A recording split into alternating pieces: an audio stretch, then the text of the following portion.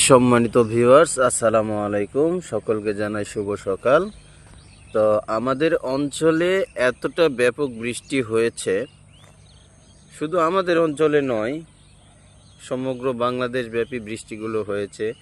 যে বৃষ্টিতে এই যে আপনারা দেখতে পাচ্ছেন, এই জমিগুলো তৈরি করা হয়েছিল রসুন, পেঁয়াজ, বিভিন্ন ধরনের ফসল চাষ করার জন্য।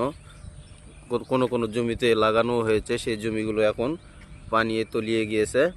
তো ফসলগুলো নষ্ট, জমিটাও আবারও তৈরি করতে হবে শুকাইলে। তো অনেকটাই লেট। আপনারা দেখতে পাচ্ছেন এই যে ধানের যে পরিস্থিতি, ব্যাপক হারে ক্ষয়ক্ষতি, সব মিলে বলা যায় যে কৃষকের মাথায় হাত। এই যে আপনারা দেখতে পাচ্ছেন কি পরিমাণ ধানগুলো পড়ে গেছে। তো এই ধান পড়ে যাওয়াতে কৃষকের অনেক এটা একটা লসের দিক সম্মুখীন হতে হবে।